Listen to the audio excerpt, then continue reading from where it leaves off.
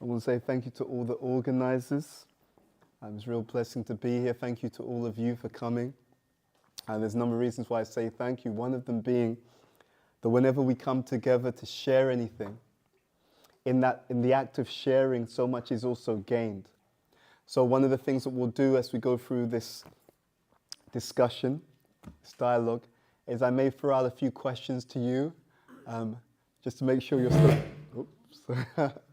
I may throw out one or two questions to you. I was going to say primarily to make sure you're still awake, but that's not the only reason. Maybe one of the reasons. The secondary reason is as we engage together, more can be experienced, more can be understood. There's 3 takeaways from this presentation. The first concept or the first message is that everyone has a purpose and no one has a purpose. So that's one key thing that we'll elaborate on. The second key takeaway from this session is that purpose is practical. Okay? And that the third and perhaps the most important message is that the highest purpose must meet the highest criteria.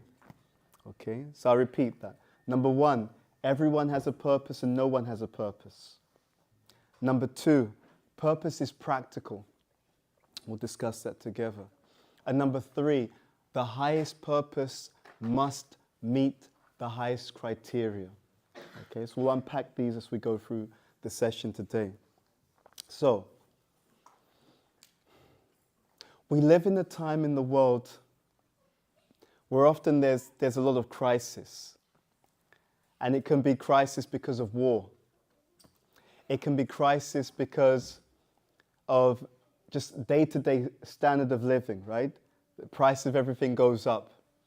And then we still have to make ends meet even though the resources seem to shrink because things are more expensive. We live in a world where changes are constant. Right? So now, for example, now there's an introduction of AI. Okay?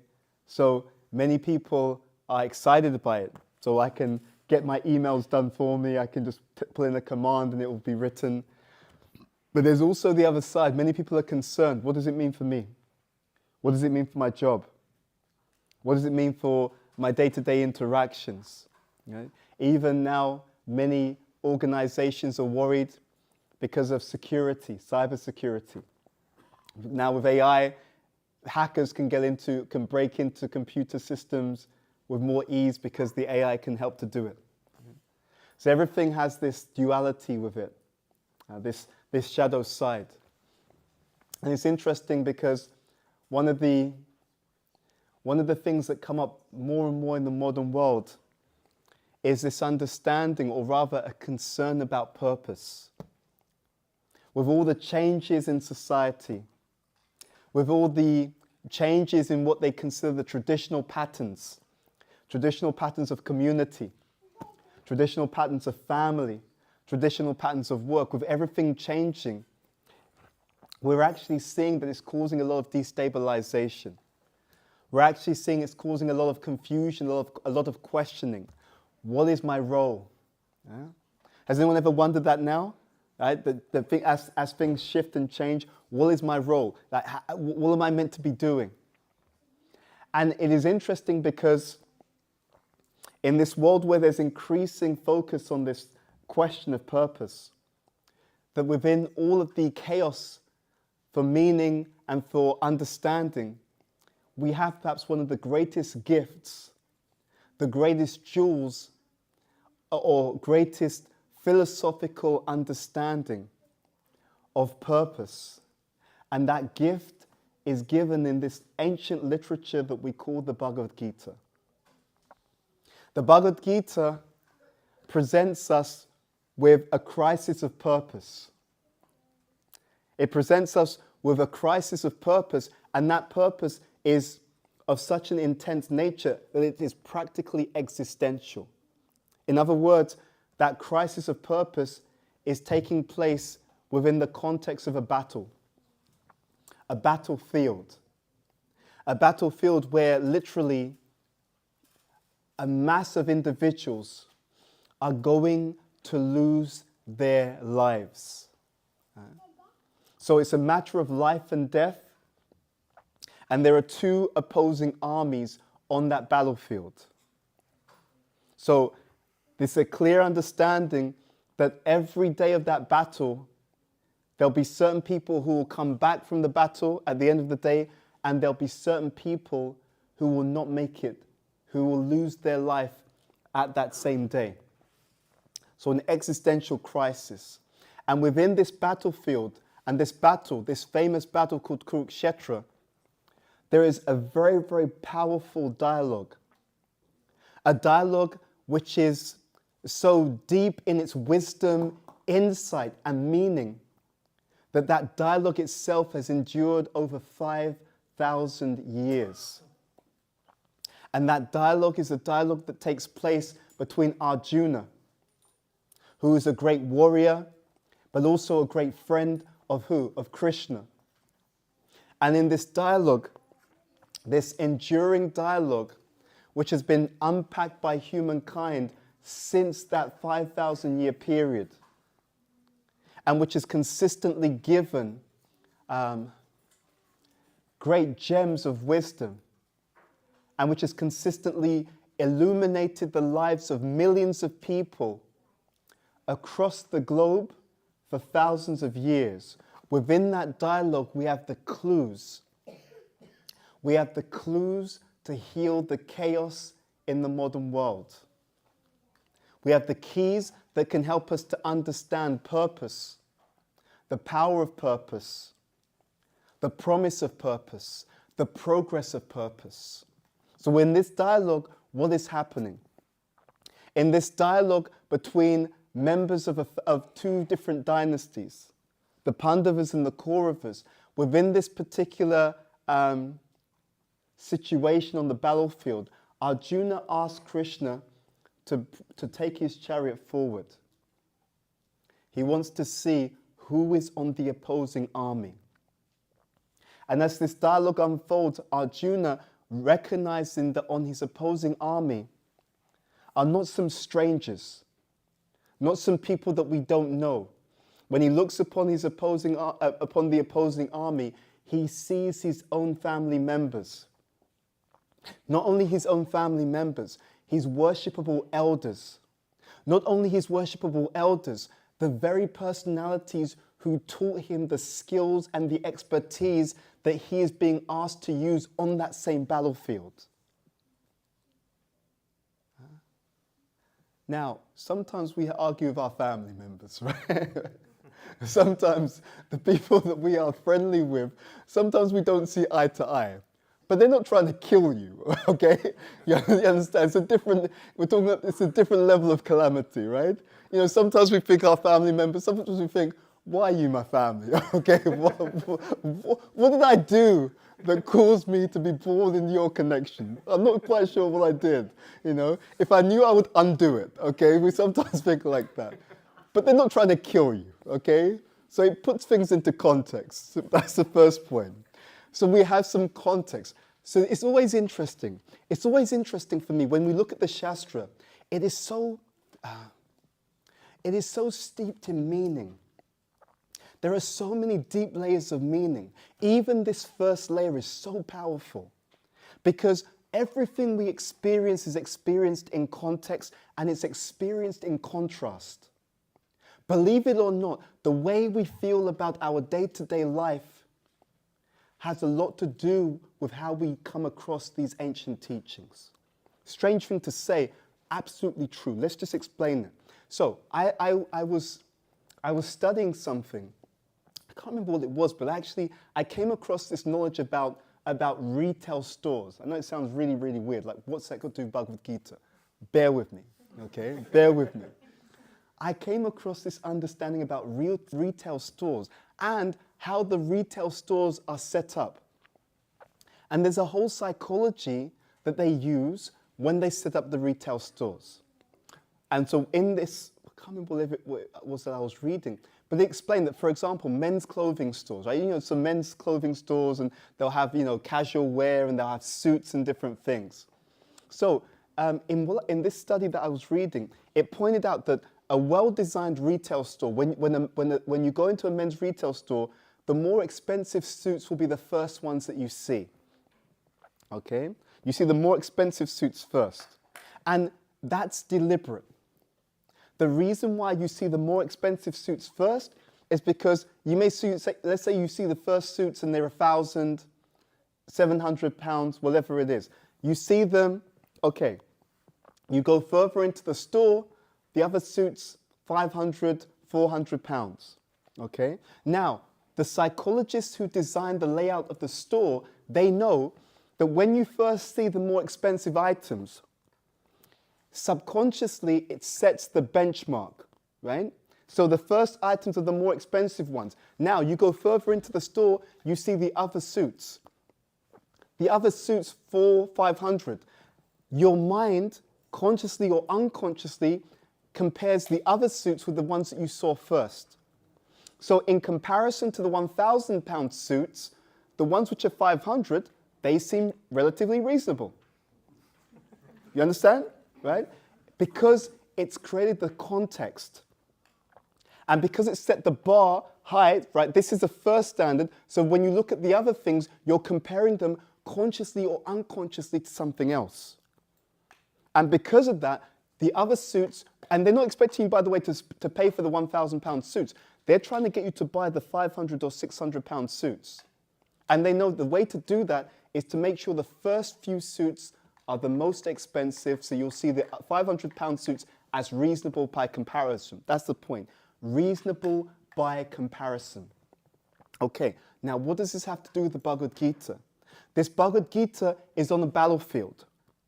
When we understand some of the dynamics and challenges that are there in the battlefield, and when we really get into Arjuna's dilemma, it puts our situations, our daily challenges, it can help to put those also in context, in perspective. We think we're dealing with the issue itself. Wrong. We're dealing with the issue in the context, right? So everything we experience, we look at it in comparison to something else, consciously or unconsciously. And it's that comparative analysis that has a huge role to play in the way that we experience life and in the way that we experience the world. Yeah? I was reading something by my spiritual master.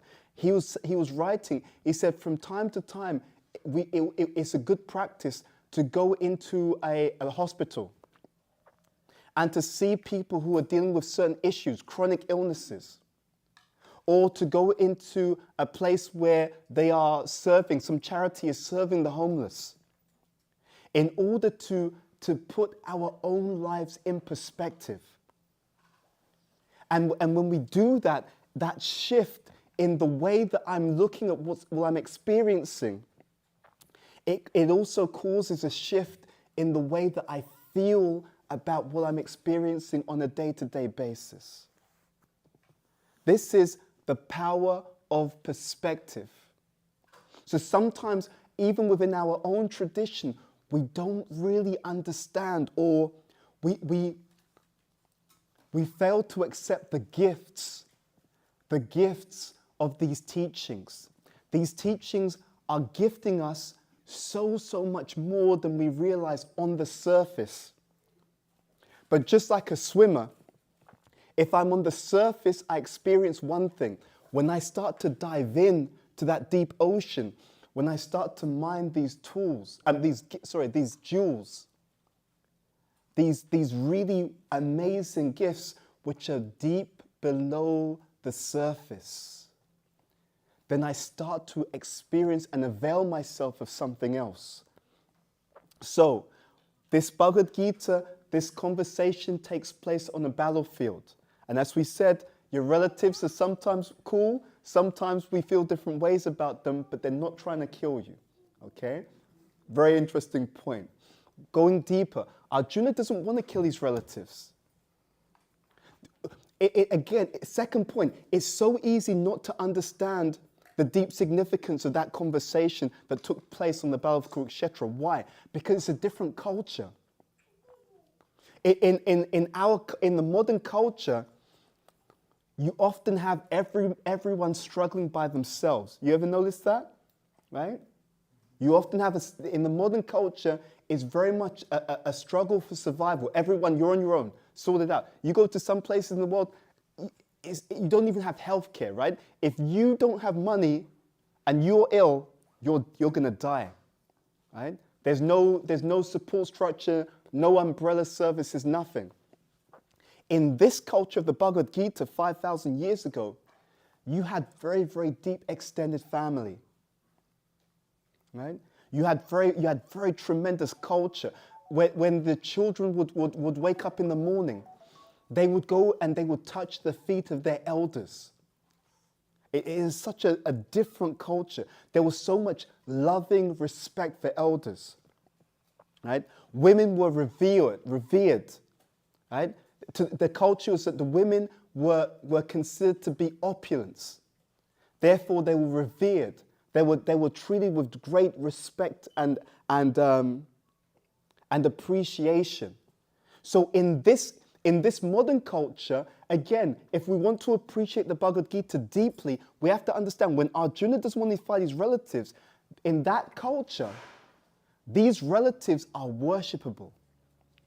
Right? They are the people who nourished us, who've been there for us. It wasn't like the modern economic culture where everyone is forced to work just to keep a roof over their head. In this culture, people had real time for each other.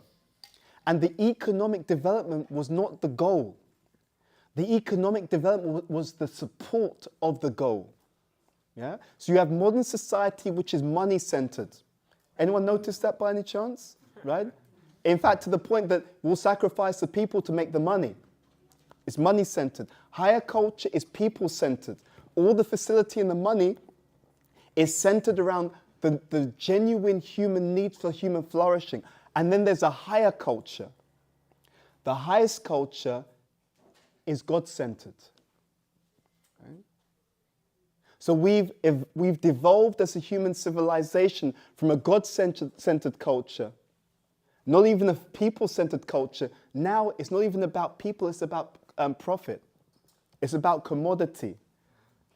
And if people are considered a tool, the people are treated as a resource. Have you ever noticed that? Right? You know this word that we band around so much in human society, human resources. Think about that. The human becomes a resource. We buy, sell, we just use, and then if you're no longer any use to us, then we'll just throw that away. This culture of the Bhagavad Gita is a very different culture. I can see some people smiling about that. I think you know what I'm talking about. This culture of the Bhagavad Gita was a very, very different culture.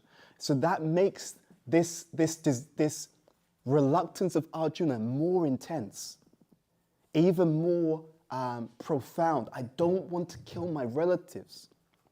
In a culture where they've nurtured me, we worship them, they've cared for me, they've trained me carefully. They've been there for me, fully present, emotionally present, physically present, financially present. In every way, they've nurtured me. And now, not only am I being asked to fight against them, I'm being asked to fight against them by the Supreme Personality of Godhead Himself. Most people, their concept of religion is that God's all about peace and love, right? Peace and love, man. It sounds like almost like hippie culture, right? Peace and love, like that. We want peace and love. Bhagavad Gita is very different. Christians are like, dude, kill them. Kill them all, right? Fight. You see those people on the other side? Make sure they die, right? It's a miracle we're even considered a religious thing in one sense, religious movement. Because this is our Bible, Christians saying, kill those on the other side. However, there's a higher purpose, right? There's a higher purpose to that. What Krishna is telling Arjuna, he's telling Arjuna to live according to a higher purpose. And this, if we can understand this, and if we can not just understand, We see so many people in so many communities, in so many circumstances, having an understanding that is superficial. If we can live according to a higher understanding, every single one of us can literally supercharge our lives and supercharge our progress and supercharge our happiness. Every single one of us. So let's just dive into this. So, Krishna is telling Arjuna to perform his purpose on 2 levels. The first one is social purpose. Arjuna is Kshatriya. Kshatriya, this Sanskrit word Kshatriya, it means one who protects others from harm. Just like this, if your child is being attacked, you want the police to come and protect the child. You understand? So whether it's an army, whether it's police, whether it's warriors, their job is to enforce the law, to make sure that people are protected. And it's very interesting. We're here talking about community. Without protection, there is no community. I was having this discussion. We were giving a class this morning. And we were talking about how in the modern society, you have so much form and so little substance. So what we were talking about this morning is in so many places around the world, you have community by form. That means you have a number of different bodies in the same room, okay? That's important, but the journey doesn't stop there. So many places around the world, we have this community by form. But there is something deeper, ladies and gentlemen. And I'm so inspired when I see all of you together, because I see that here you're building that something deeper. Deeper than community by form is community by substance. Right? So community by form means we have the physical bodies in the room coming together, whether it's a festival or a program or a class, that's community by form. Community by substance, it goes deeper. So community by substance means that those individuals who come together, who we see physically, that there's something that's subtle and very profound going on between the individuals. Because real community by substance, means communion. Community by substance means communication. Not just communication, deep heart-to-heart communication. When there's community by substance, beyond just form, then you have a network of hearts. You have individuals who can come together and be vulnerable. I heard this wonderful point about growth. This point was being made that if you look at any plant, the period where the plant really grows is when it's very pliable and very vulnerable. The moment it becomes rigid and fixed, it can no longer grow. So growth requires vulnerability. So the real sadness in the modern society is that for the majority of people, they do not have those exchanges and relationships. They do not have that trust where they can actually put themselves in a space of vulnerability. A space of vulnerability where they can be open, honest, and can be certain that in that openness and in that honesty, they'll be accepted, they'll be given empathy, they'll be given love, and they'll be given support. That is the heartbeat of real community. And the purpose that Krishna gives to Arjuna on the battlefield, he's asking Arjuna, I want you to protect the society by removing those individuals who would actually cause the downfall of the society. So it is protection of the highest order. That is Arjuna's social purpose. But there is a higher purpose that Krishna is communicating to Arjuna on the battle of Kurukshetra. And Arjuna is the symbol of each and every one of us. Krishna is giving Arjuna, through this dialogue, he is giving Arjuna a message that is meant to be amplified through the halls or the corridors of history. And that is the the deeper purpose of all living entities. Now, let's just think about this for a moment, because there's a wonderful statement. There's a wonderful statement by someone called Viktor Frankl, and he wrote a famous book called Man's Search for Meaning. And he said something very, very profound. He said, life is never made unbearable by circumstances, but only by a lack of meaning and purpose.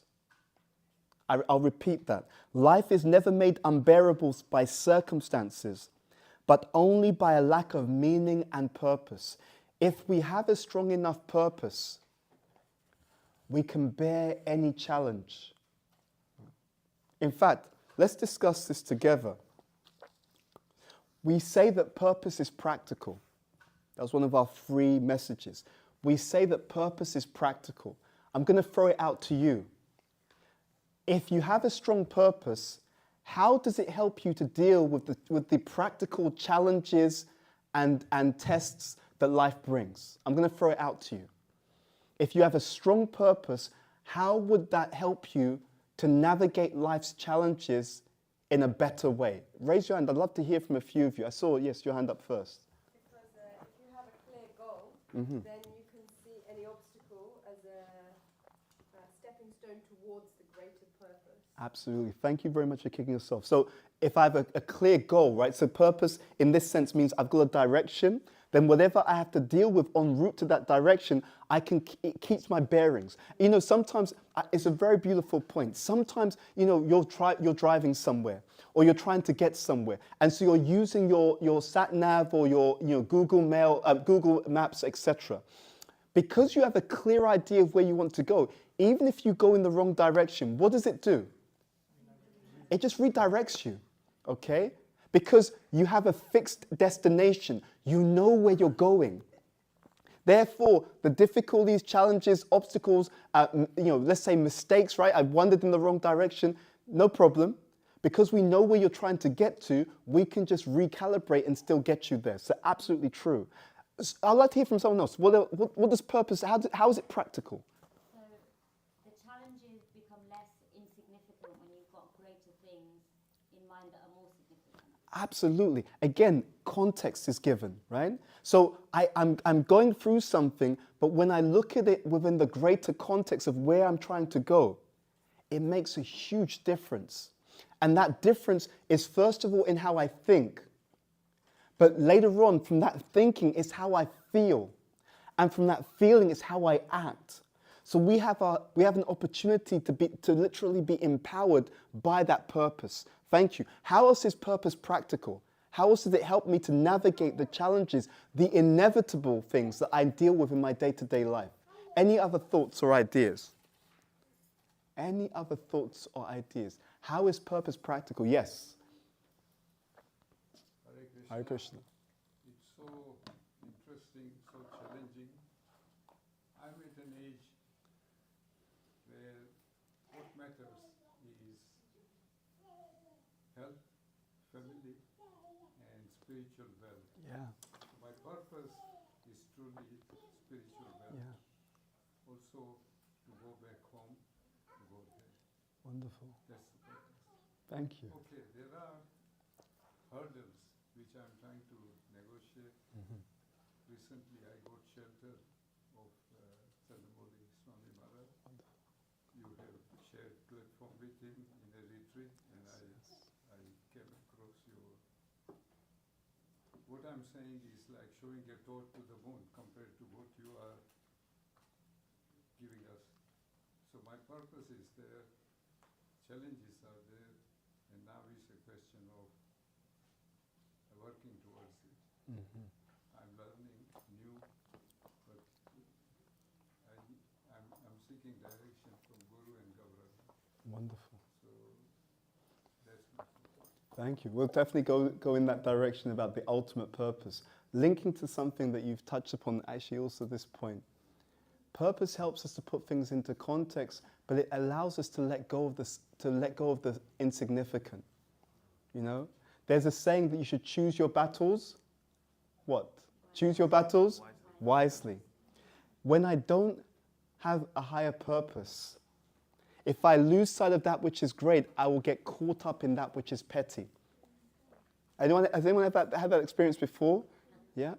It's really powerful. That means that purpose is so practical because it also helps us to choose where we are going to place the limited time and energy that we have in this life. As you said about preparing to go back home. See, there's an understanding that just like on the battlefield, we're on the battlefield. Just like our juniors on the battlefield, we're on the battlefield. What does a battlefield mean? Battlefield means a place where people can pass away. Right? And if I were to ask you how much, can you guarantee how much time you have? Would you say yes or no? No. And that's not a negative thing. What it means is that every single moment of our lives is precious. Isn't that interesting though? Because let's throw this question out. Do we act like every single moment of our life is precious? Yes or no? No. Isn't that interesting? We know it intellectually, but it's not necessarily a realization that every single moment of our lives is so precious. But it is. So purpose is practical. It gives us that focus. It allows us to not sweat the small stuff, to let it go, because I've got something much more significant that I'm moving towards.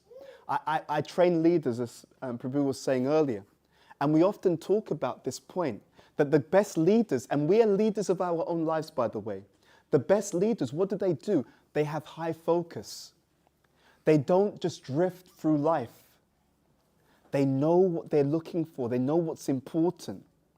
Think about that. Think about how life for everyone would change if we were to really lean into what's actually important. What's my criteria? What are the really important things in my life? And then to live my life with my energies directed to those really important things.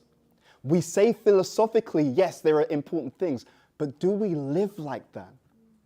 And just how much more amazing our life would be if we lived on that understanding, lived on that platform. So number one, purpose is practical. This is the beauty of the Bhagavad Gita. All of these rich teachings, not just the teachings itself, the very form of the teaching, the very setting of the teaching is imbued, is so pregnant with meaning, practical meaning for our lives, if we can grasp the message. Purpose is practical. Second point, everyone has a purpose and no one has a purpose. How can I say that? Everyone has a purpose, no one has a purpose. This is a definition, the dictionary definition of purpose. Why you do something. The reason for which something is done or created, or for which something exists. So everyone has a purpose and no one has a purpose. I say no one has a purpose because in many cases, in the modern society, when things are done, they're not necessarily done with the highest understanding. Right? Going back to what we just said, if we were to ask people, are you purposeful in how you use your time and how you live your life? Is your lifestyle aligned with your real values and principles? Do you think everyone would say yes? Isn't that interesting? They would aspire towards that, but we're so unconscious. The modern existence is so unconscious, and this is the fear. The fear is that if I live an unconscious life, I'm unconsciously living a life of death. You know, anyone had this experience where you turn around and the year's gone by and you wonder where the year went? Isn't that interesting? And then, but deeper than that, when you look back at the year, did you use your time and energy in a way that was truly according to what's important to you? I'm going to leave you that question. Did I live this? Because now we're in November. The year's almost gone in the blink of an eye. And probably for many of us, we experience that the older you get, the faster the year goes, right? Isn't it? It goes fast. And if I were to turn around and say, look, did I live this year, 2024, did I live it according to what I know, what I consider to be really important? And if the answer is no, it's an opportunity for us to be different, to take a different approach. So everyone has a purpose, no one has a purpose. Meaning no one has a purpose, meaning that we live as if there's no a clear criteria, because often we live unconsciously. Often we live reactively, isn't it? We often live reactive lives rather than proactive lives. What Arjuna is being shown by Krishna, the message of Krishna is, I want you to proactively do the right thing. Therefore, we say that no one has a purpose, but at the same time, everyone has a purpose. Why? Because here, this definition again, why you do something, okay, the reason for which something is done or created. The purpose of something, why it was created. Isn't that an interesting definition? The purpose of something is the very reason why that thing was created. And here we are, in this world, in this universe. We see around this universe, around the creation, that it has all the hallmarks of design. So therefore, an intelligent person will now consider the world has a design, which implies that the world has a purpose. But it doesn't just stop there. My body has a design. My mind has a design. My intelligence has a design, which implies that it also has a purpose. This goes up to the third point. So we said purpose is practical. That was the first point. We said everyone has a purpose and no one has a purpose. Now it goes to the third point. The highest purpose must meet the highest criteria. Okay? What do I mean by that? If we have a design, just like the universe has a design, it implies that just as the universe has a purpose, we also have a purpose. But our purpose, that highest purpose, which also Krishna spoke to Arjuna about on the battlefield, it must also meet the highest criteria. For example, the highest purpose must satisfy the highest hunger. This famous song, Rolling Stones, right? I can't get no satisfaction. Yeah, yeah, yeah. Everyone is looking to be satisfied. This is such a profound point. When we were speaking at the manor this morning, we were saying our ruchi has to be redefined. This is such a profound point. Please listen carefully. The chain of all these material activities that go on in the modern society, it begins with a definition of what is going to make me happy, what is going to satisfy me. Ruchi means taste. Our ruchi has to be redefined. If the entire consumerist culture is driven and empowered by one thing, a definition of what's going to satisfy you. You see? Krishna says, Machita matgata prana bodhayanta parasparam kathayantascha mam nityam tusyanticha ramanticha. He's giving a very, very different formula for satisfaction. The material formula for satisfaction, I saw this growing up in East London. The material formula for satisfaction, you have to have the labels. You know what I'm talking about, right? You go into school, you're in the school playground, what makes you your trainers, right? Right? What brand is your clothing? Right? So we literally outsource our own sense of worth to so many labels, right? So many brands and we're so hypnotized. If you wear this particular product, if you wear this particular brand, if you drive this particular car, then that means that you are somebody. It is a very external idea. And of course, it's not real. All it is people want to make money off our insecurity. What Krishna says to Arjuna is something completely revolutionary. 360 degrees in the opposite direction. He says, my devotees are experiencing great bliss and satisfaction. From doing what? From enlivening one another about me. This is the concept of feeding the soul. Our purpose, the highest purpose, must meet the highest criteria. It must satisfy. It must deeply nourish the self. Ahoituki apratyata yayatma suprasidati. Krishna, actually the Srimad Bhagavatam, which is the literary incarnation of Krishna, it makes this particular statement. And it's giving that point that satisfaction, the nourishment, the highest purpose, amazingly enough, the highest purpose has a selfless quality to it. Because the highest purpose in serving the Supreme is exactly the thing that causes the highest nourishment and the highest satisfaction to human civilization. Isn't that amazing? Right? Most religions, the concept is that you're gonna do what God wants, otherwise it's gonna mess you up, man. It's gonna mess you up real bad, you know? You better do it. Yeah? This kind of, authoritarian God, he's a bully, you don't cross him. It's kind of like a mafia crime boss, right? He's in charge, make sure you do what you're told, don't cause any trouble, etc. This is a very, very different concept to the Bhagavad Gita as it is. This satisfaction that we're longing for is not the same as the stimulation of the senses. This is where we've confused things in the modern society. In the modern society, people have misunderstood what real satisfaction is. So we try to stimulate the senses, and we confuse that with the satisfaction of the self or the soul. And that is the root cause of all unhappy dynamics and all dynamics of behavior which are problematic. Right? It is the root cause of it all. And we're not telling you this in a theoretical way. In fact, Krishna to Arjuna, he's so bold and so confident in his assertion, he's not even telling Arjuna, give up your material duties.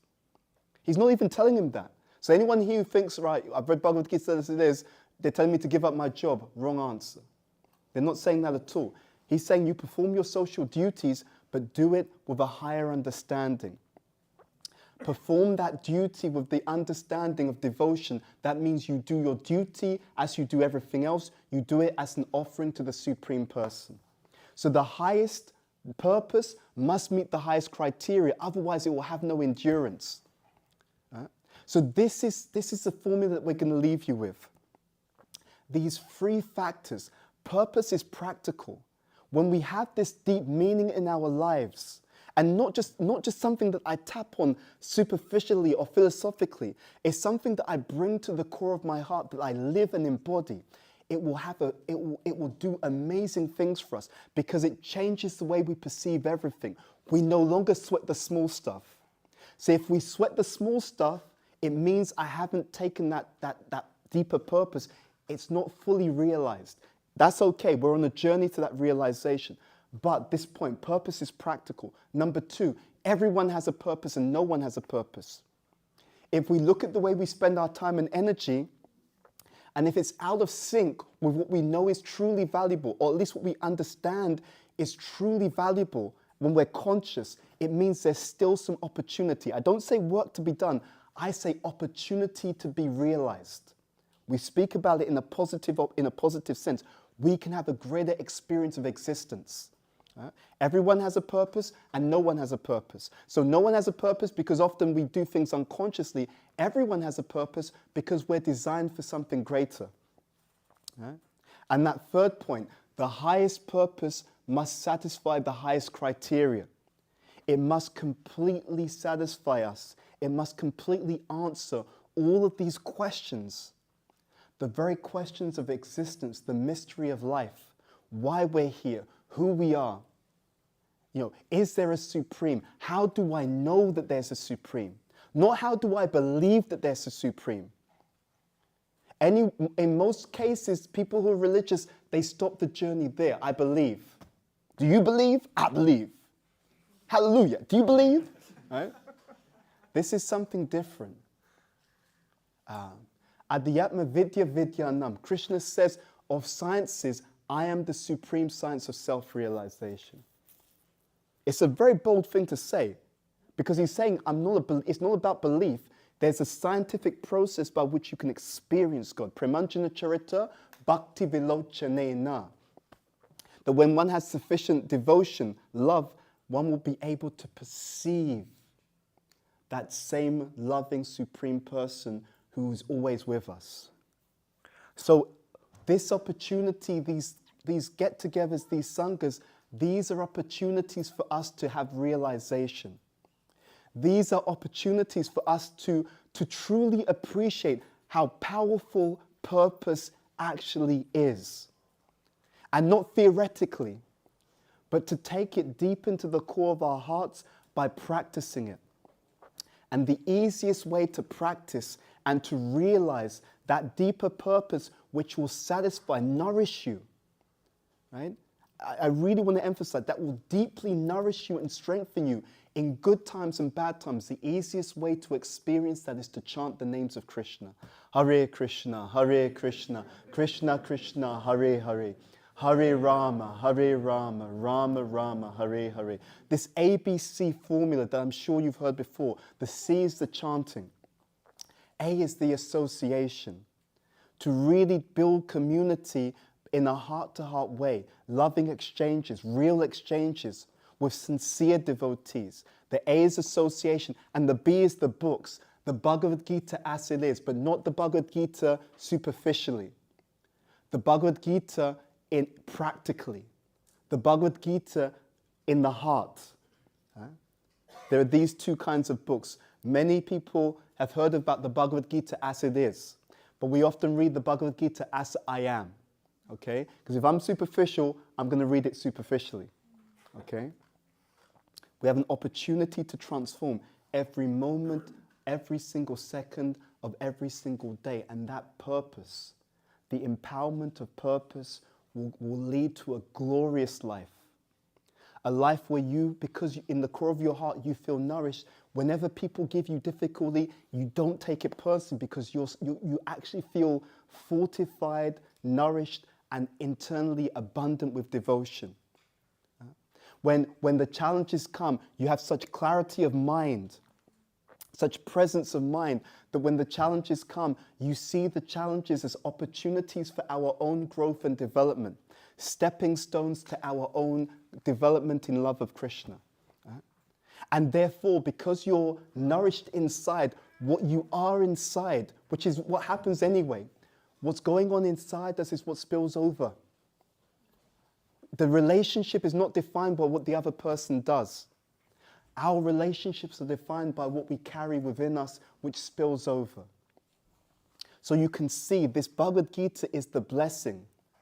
This Bhagavad Gita and the deep empowering treasures that it gives us is the blessing because it's teaching us to transform every aspect of our existence from the inside out. To carry something so strong and so nourishing and so satisfying within that it literally changes the way that I show up in the world. It changes the way that I think, the way that I feel, the way that I act, and ultimately it carries us back to that spiritual platform in Krishna consciousness where we experience directly, not theoretically. We experience Krishna's presence, Krishna's love, and we constantly emanate and share that in every word, deed, thought, and interaction we have in community. So thank you very much for listening as we empower ourselves to move in the right direction by understanding purpose. Hare Krishna.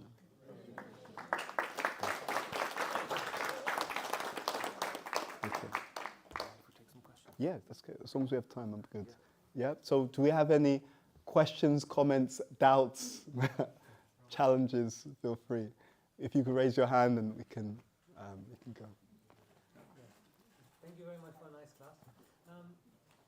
I agree with everything you're saying. In terms of having purpose, it really gives you clarity and brings in a happiness. And one of the things I found is when you help others come closer to Krishna, that gives you inner satisfaction. Absolutely. Seeing others blossom in a different way. Sorry. So seeing others blossom and come closer, even if by a small way towards Krishna, brings you inner satisfaction.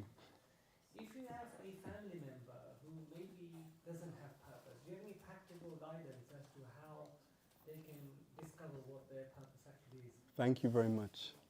So, I've thought about this over many years. I find that if we want to help anyone, the first thing we have to establish is that we are their well-wisher.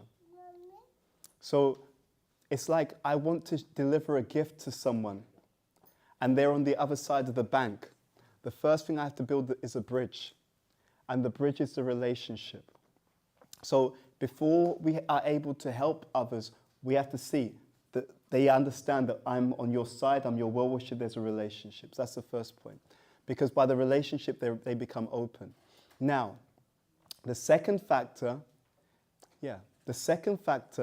is the best way that we help others is by living whatever we want to teach ourselves.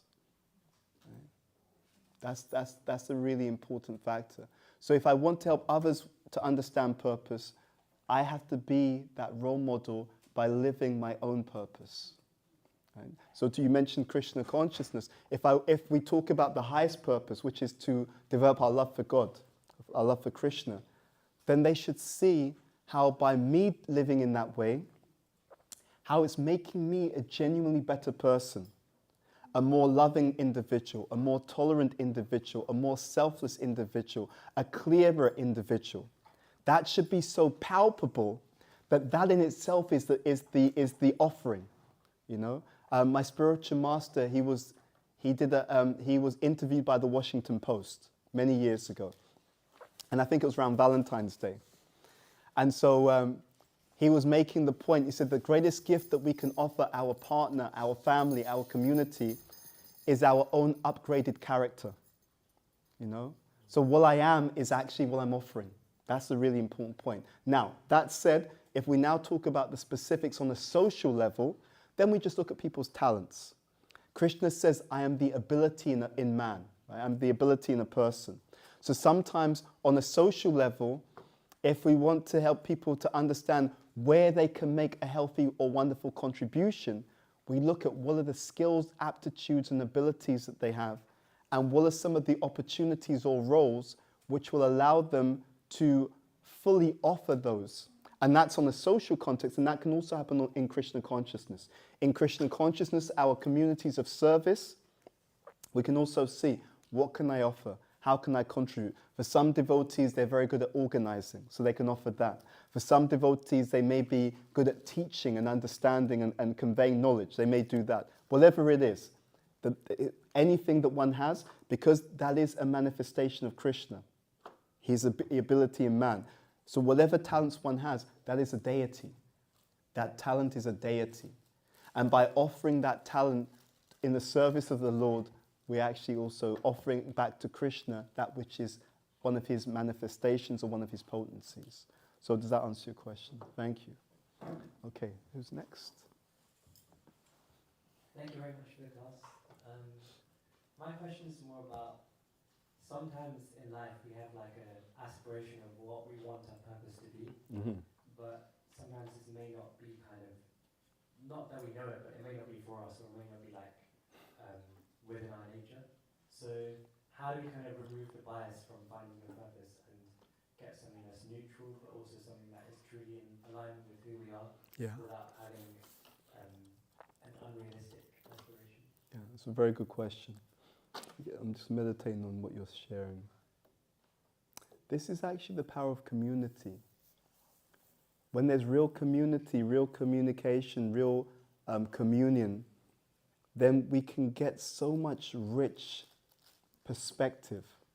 We know this, we have this experience, that when your friend's going through something, it's easier to solve their own issues than to solve our own.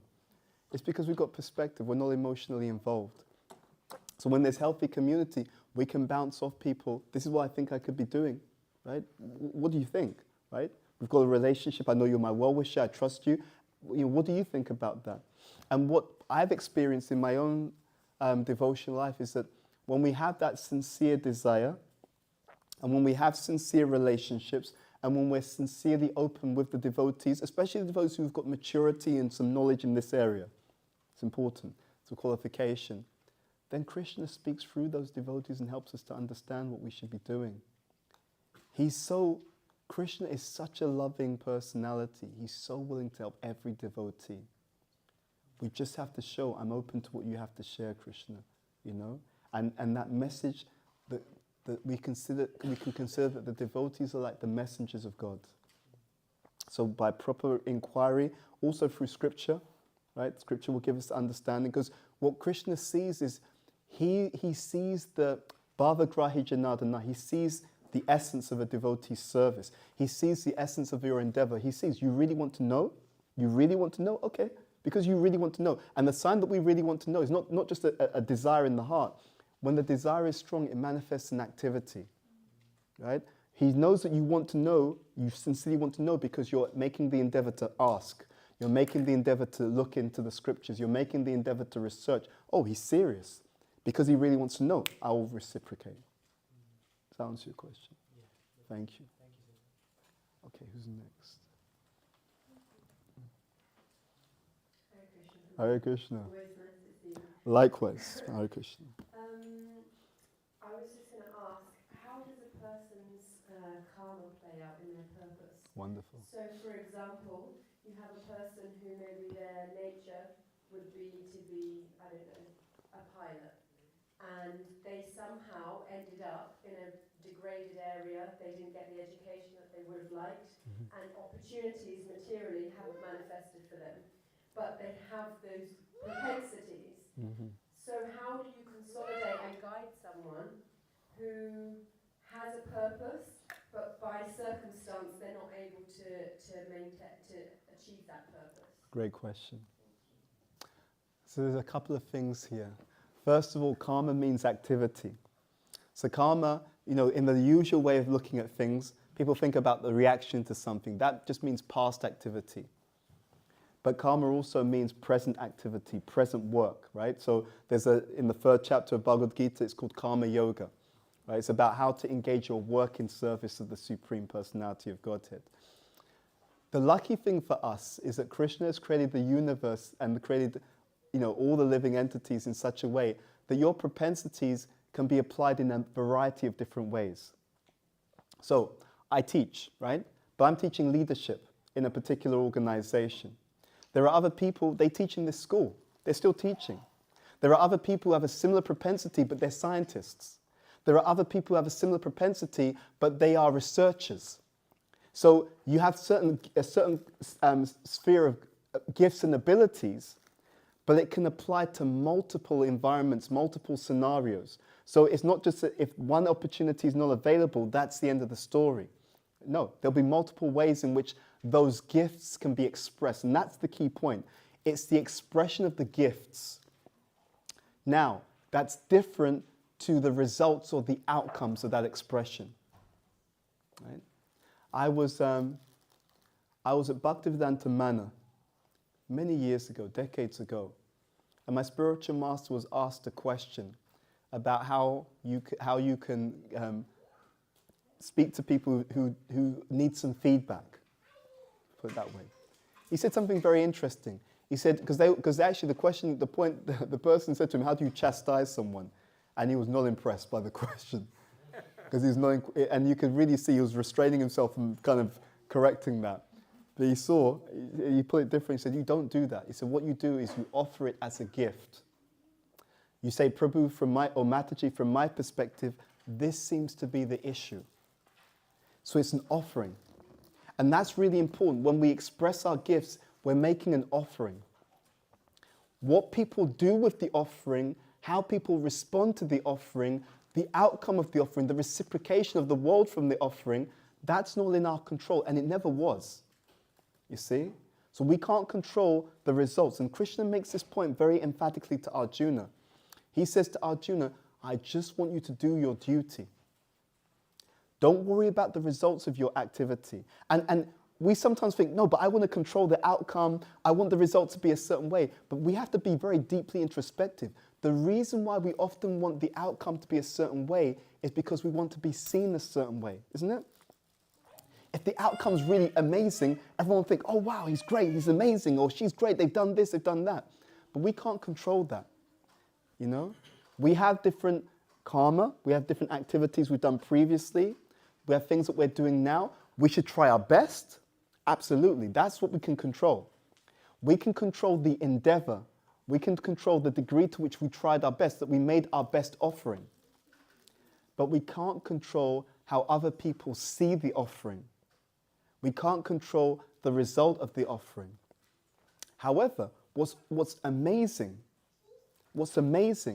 is that what tends to happen is if you make your best endeavor, you increase the likelihood that the outcomes will be the best that they could be anyway.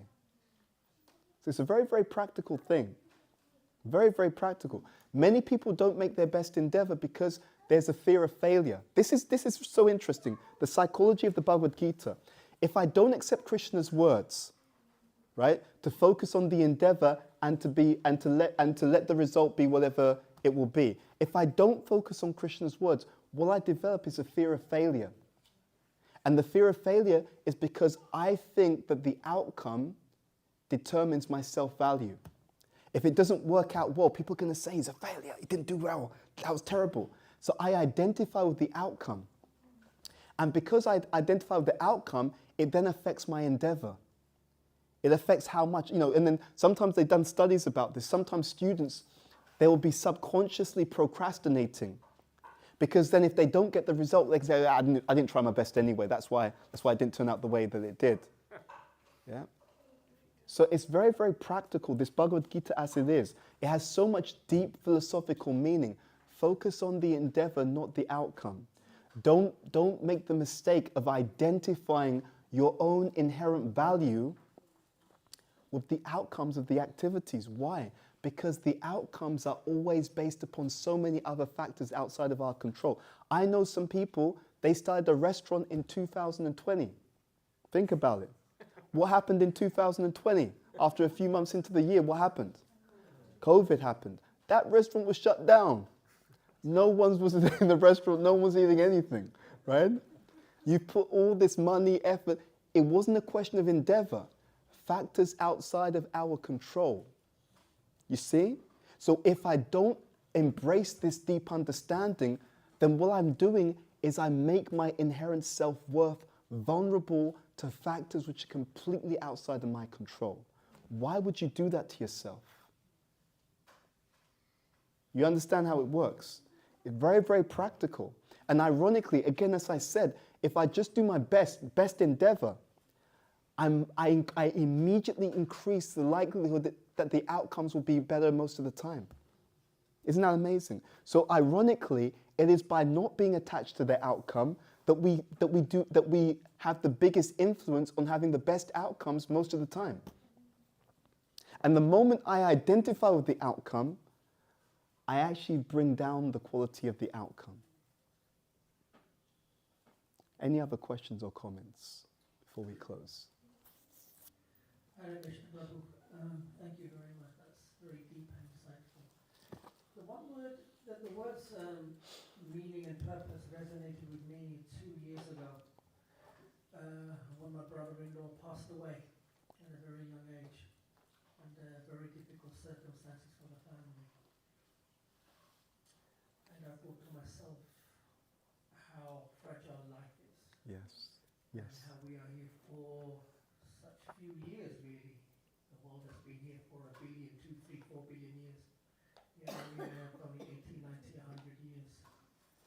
And I want to make sure that I have meaning and purpose in my life. But based on what you said and that reflection that I had 2 years ago, can you discuss the obstacle that is ego? Great.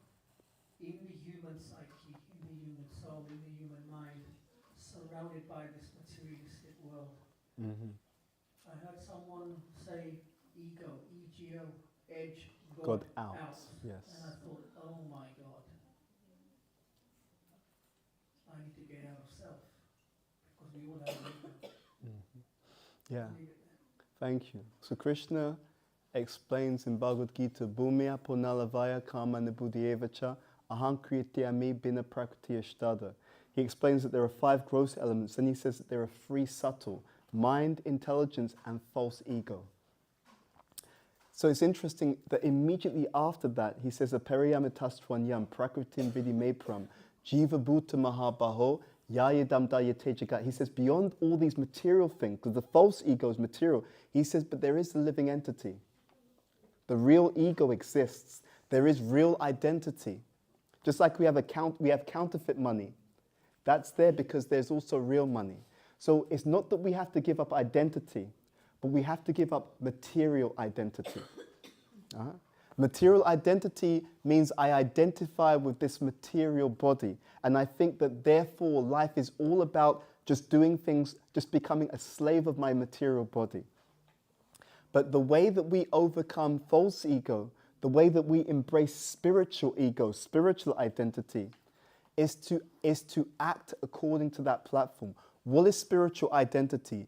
Jivera Sruhupoe Krishnera Nitya Das. Spiritual identity means one thing, very simply, that I'm an eternal servant of the Supreme.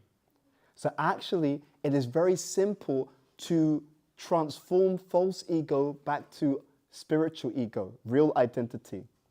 And the easiest way to do it is to simply and sincerely engage in service to Krishna.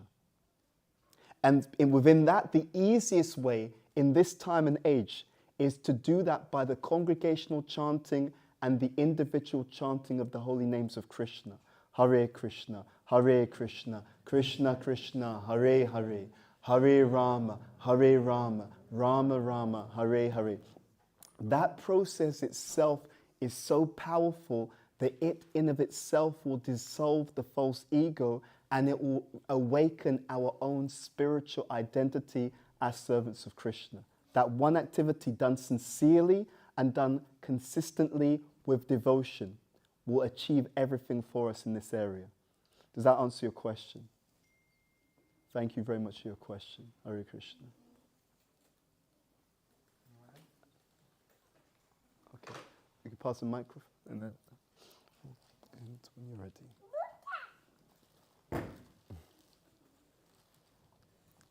Hare Krishna.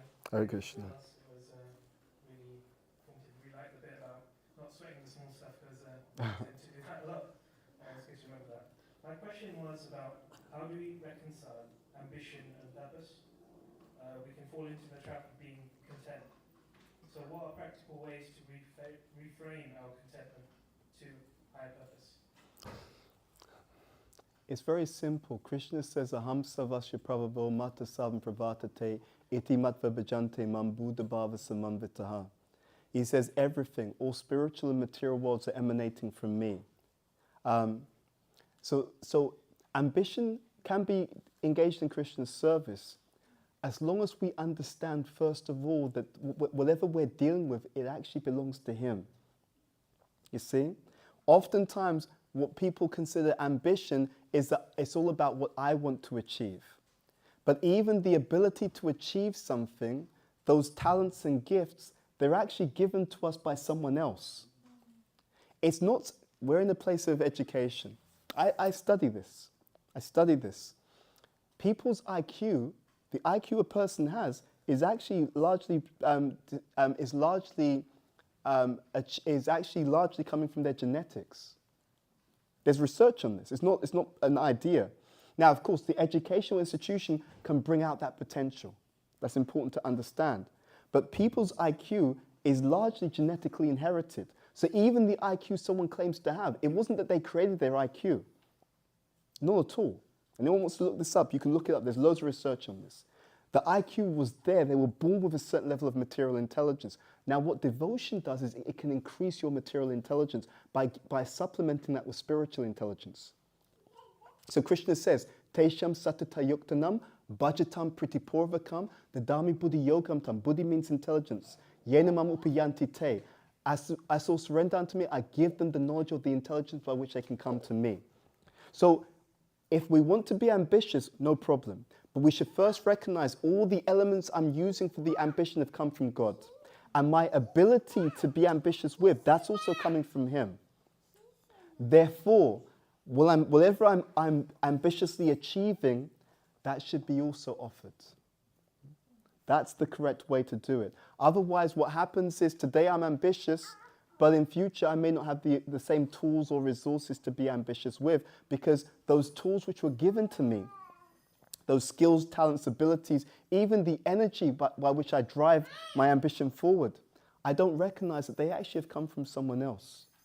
So there's no problem with being ambitious as long as we understand that the ingredients that I use to achieve whatever ambition I have, those ingredients are actually God-given, right? And therefore, I should still recognize and have gratitude. That ability that I have is actually coming from you, Krishna. That drive that I have is coming from you, Krishna. If my ambitions are realized, it will be because of many, many other factors which were outside of my control, which were allowed by you, dear Krishna. So therefore, not in a false way, not in like, I have to do it, but actually recognizing that all the ingredients are coming from him, therefore I'm also offering back to you that which is rightfully yours.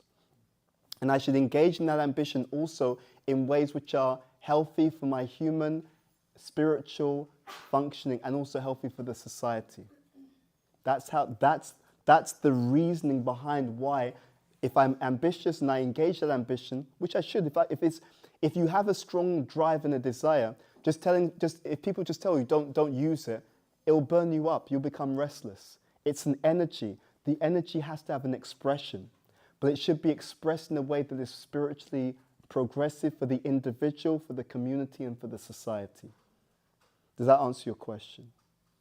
Can I ask a follow-up? Yeah, sure. So, As long as the organizers are okay with it. Yeah. Okay. So say you've got this ambition, right? As you get older, so I'm at probably mid-stage in my career kind of thing, you get content, and then you silence that ambition. You're like, okay, let me not make waves and just continue. So how do you find that kind of, so how do you deal with that contentment in terms of purpose? Okay, so let me meditate on that. So you've been engaging in something, you had some ambition, you have some drive, and then you actually achieve certain things, and then you become content. And then how do you deal? Contentment is not necessarily bad, you see? But, yeah, this is the answer. You should consider that until you've achieved love of Godhead, your ultimate ambition has not been fulfilled. And therefore, even if you achieve contentment in something material, you should always be ambitious to achieve Krishna's darshan and Krishna's satisfaction. That ambition will keep you busy for lifetimes. Yeah? So that the purport here is whether or not you achieve a level of material achievement and material contentment, that's one thing. But the ultimate ambition, the real ambition, will keep you active forever. And that is the ambition of achieving prema or love of Godhead. So whatever you're doing materially, make sure that ambition, you're always feeding it. And if you engage in that ambitious process, there'll never come a time where you'll put your feet up and think, I'm done. Because this is interesting as a point. Prabhupada was speaking with someone from Mensa, the high IQ society. So they asked Prabhupada, is God so great that he can create something which is so heavy that even he can't lift it? It's a good question, right? Prabhupada said yes. He said God is so great that he can create something which is so heavy that even he can't lift it, and then he can lift it. And Prabhupada explained that because Krishna is unlimited, his potencies are unlimited, his beauty is unlimited, he's always increasing, he's always more beautiful at every moment. So when your ambition is directed towards Krishna, he himself is greater at every moment, so your ambition will never be satisfied and you'll always move in the right direction. That's the way to go forward. And that's the way to engage the ambitious propensity for the greatest outcome. Okay, thank you for your question. Okay.